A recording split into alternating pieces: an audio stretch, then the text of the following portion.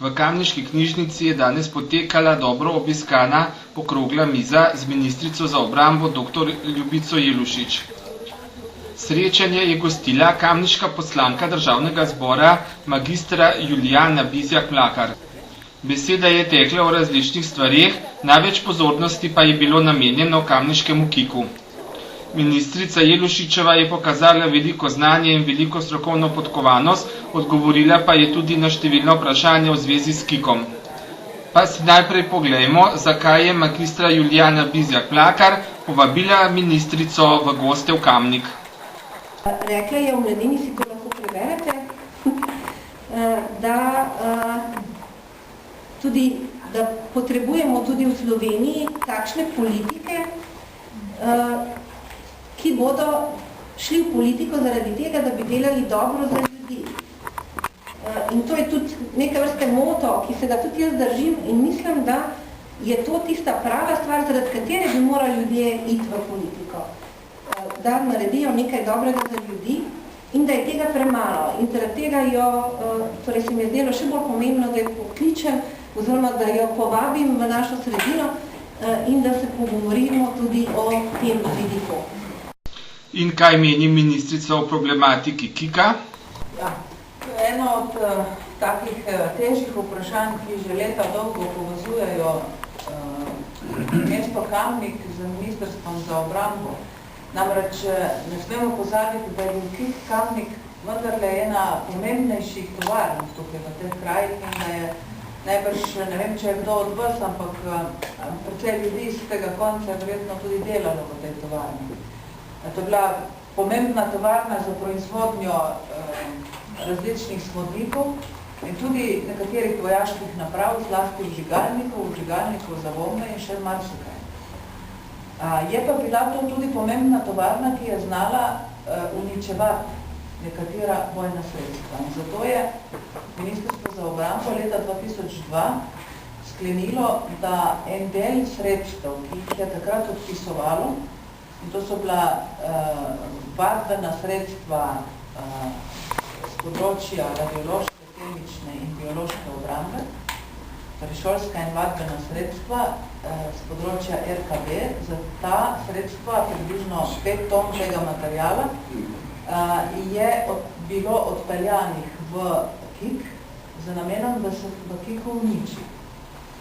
No in kasneje smo ugotovili, da je ministrstvo sicer to plačalo, sredstva pa nikoli niso bila uničena. Se pravi, da so ležala v skladiščih, pravijo sicer inšpektori, ki so hodili to nadzorovati, da pravilno skladiščeno vse skupaj, vendar nažalost, kot rečeno, uničeno pa ni bilo. In poleg teh 5 ton, ki je bilo pripeljanih iz skladišč Ministrstva za obrambo, je po ocenah naših inšpektorjev vsaj še 20 ton različnih vrst starih smodnikov, ostankov nekdanje proizvodnje KIK-a, starih vžigalnikov in tako naprej.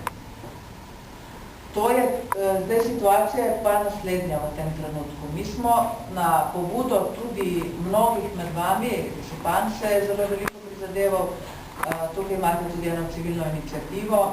Mnogi ste tukaj odpirali vprašanje vseh teh nevarnih sredstev v KIK-u.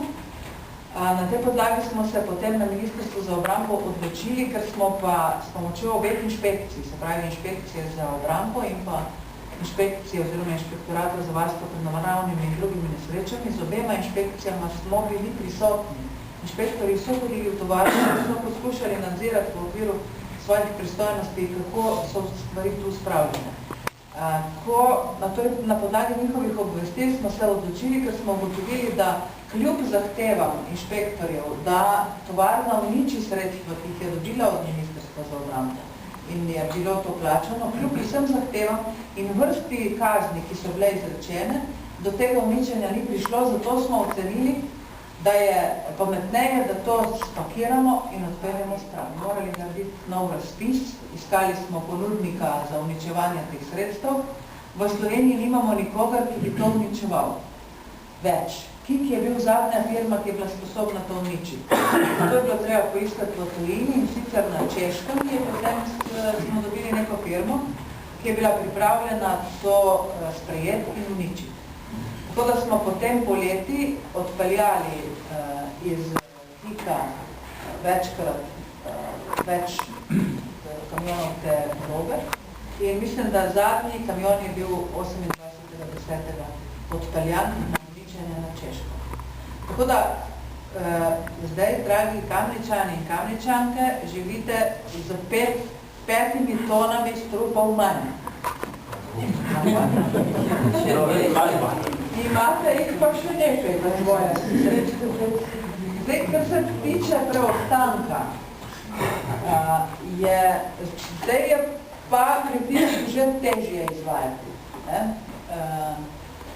Tu boste najbolj morali domačini, vsi ljudje visoke zavesti, ali kako bi rekli, še najbolj veliko postoriti, še poskušati vplivati na firmo, da poskrbi in predvsem, da skrbi za to, da ima pravilno skladiščena sredstva, ki ne bojo služila nobenemu namenu več, ker gre za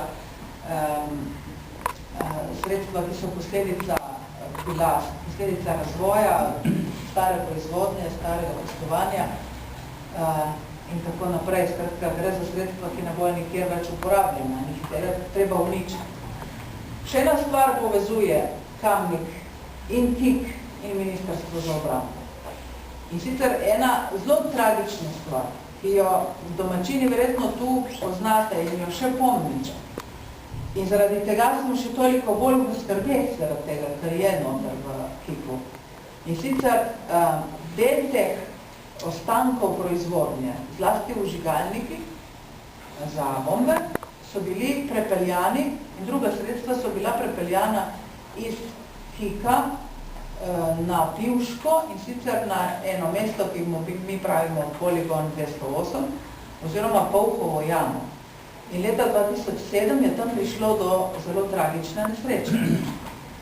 Namreč 3 pirotehniki iz KIK-a so ob uničevanju teh sredstev umrli. Na koncu je sledila še zahvala ministrici za obisk.